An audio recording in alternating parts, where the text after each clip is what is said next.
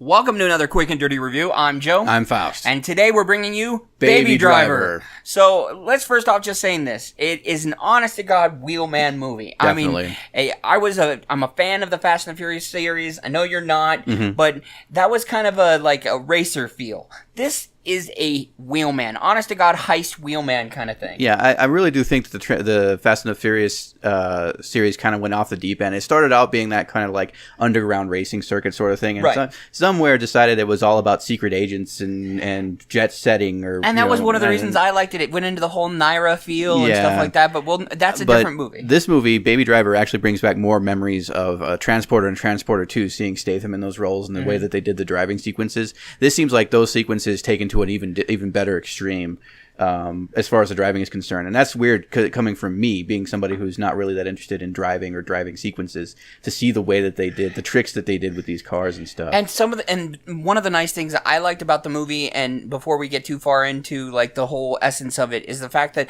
this is realistic driving. Like, this is an honest-to-God good driver at the same time, but this is realistic driving. The car gets smashed up, things go wrong, stuff happens. Yeah, mistakes are made, adjustments need to be made on the fly. Yeah. And it's done. This is most importantly, these cars are not always going to be these really souped up like muscles and racers. Yeah, you've got an Avalanche they use once, you've got a Saturn Ion. Yeah, just like a normal coupe. Sorry. And, Yeah, I mean, everyday normal family vehicles. This isn't like, check out how badass I can make my car and drive it. It was just like check out what this car can do. Oh, look, a convenient MR2 that we can just jump into. Well, the only real sports car they take during the entire movie is a Subaru WRX. And that's right at the beginning. So they kind of bait you a little bit with the, hey, check out the car. Look at the awesome car. Look what I can do with this awesome car. Right, but at the same time, they show you that his skills as an actual driver bleed farther into than more just than, oh, this is a sports car. So now, that said, the driving does kind of separate itself from the actual goings on there. Like, the major thing about it is the major character, Baby, who is played by Ansel Elgort. I think I'm saying his name right. Probably. Yeah. His name is Baby, like very literally Baby. He does have a real name that's spoiled at the end. The thing about it is he's a driver. He's like he's a wheelman. He's a savant driver. Yeah. Like, essentially, he's just that good at driving. Yeah. Even as young as he is, and that's what ends up getting him embroiled in these heists and having to drive the way that he does and escape the police as much as he does. Yeah. But there's a whole underlying or overarching story arc that kind of ties into that, but doesn't really, and it's more about his aspirations or him trying to get his life back on track. Right, and we're not going to give away too much. The whole point is, first off, see the movie. Yeah, but at the same definitely. time, give it a recommendation. You can cut the review right there if that's all you need to know.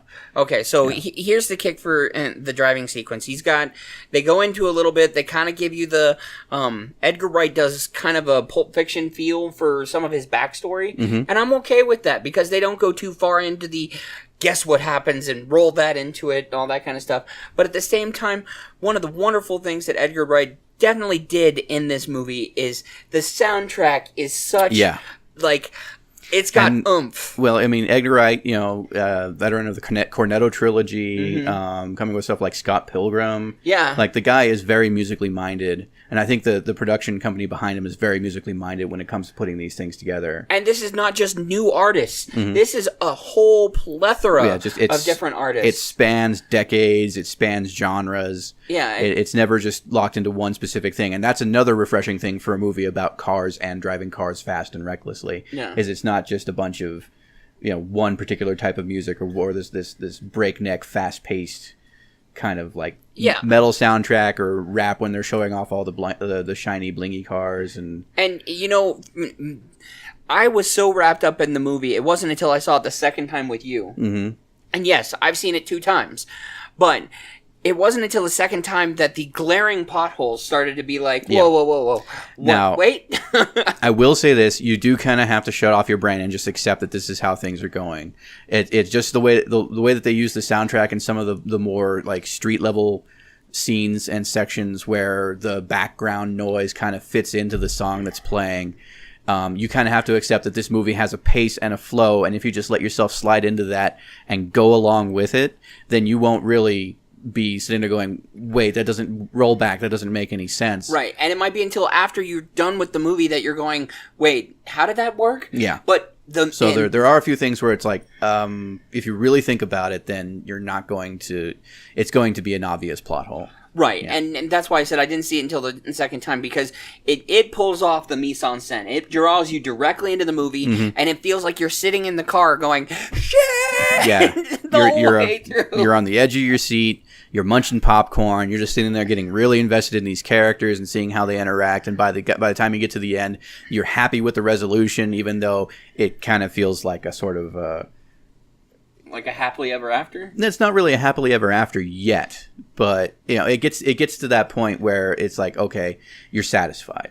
Right. And but it seems like everybody who needs to get theirs in the end ends up getting theirs. Yeah, and I mean, okay, so Kevin Spacey's in the movie. We've got Lily James. We got Micah Howard. You got John Hamm. I mean, these are heavy and Jamie Foxx, and you got heavy duty people running with. I wouldn't call him an unknown, and with Ansel Elgort. Ansel. Yeah. Yeah. I can't pronounce his name at all. Sorry, Mr. Elgort, if that actually happens to be not how you say your name, but, yeah, but I'm still learning. I'm going to call him Baby. Yeah. So from now on, I mean, with all of those different cast members, with everything that happens, and what's really amazing is that even with the character itself, he has such limited lines. Mm-hmm. The integration in between characters is just fascinating. Yep.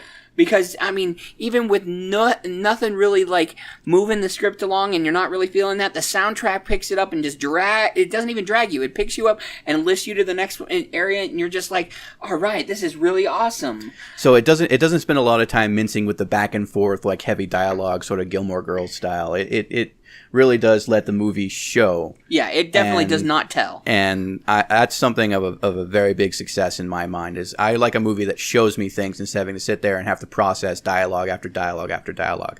I understand there are some points where you just can't get away from that, but this is one of those points where they just kind of let everything work, and it did really good. Now, I will have to say, definite props to John Hamm. Oh, yeah, he was amazing in this. He sold that role. And, you know, I haven't seen him very often in that kind of... I'm not going to give away anything because I don't want to. But I haven't seen very often him in that kind of role. And it really had a lot of oomph to it. Definitely. And that, I mean, yeah, Spacey showing up, and just because Spacey is there with all of his, like, House of Cards and all the stuff that came in. And I saw a little bit of the Shark Tank Spacey in that. Swimming with Sharks. Yeah, I saw a little bit of the Swimming with Sharks Spacey in that role that he was playing in this one. And it was really great, but that's Kevin Spacey doing what he does best, and he's really good at that.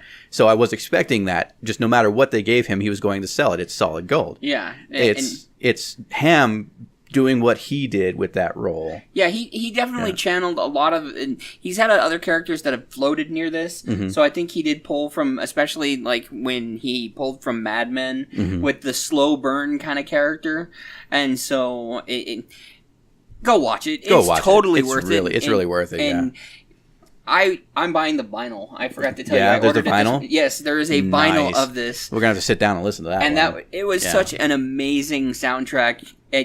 I would never say that it is dragging you through any scene. So see it. You're going to love it. That Baby Driver. Yeah, Baby Driver. Yep. Go ahead. Oh, and that was Quick and Dirty Reviews, so I hope you liked it. Let us know down in the comments what you think. Also, tell us any videos you want us to take a look at. Old or new, we'll be glad to watch it. If one of our videos gets 1,500 unique comments, we will be forced to go see My Little Pony, the movie. So, but you're running out of time. Yeah, you are running out of time, so you need to make that happen if you want it to happen. Otherwise, remember to like, comment, subscribe, and get back to us, and we'll see you guys next time. Thank you.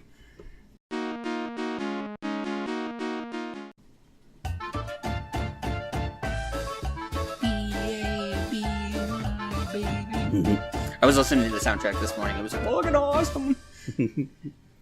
It really doesn't, like, at one point I was like, it's dragging you from scene to scene. No, it doesn't drag. It picks you up and fucking takes you to the next scene. We're going this way now. Yeah.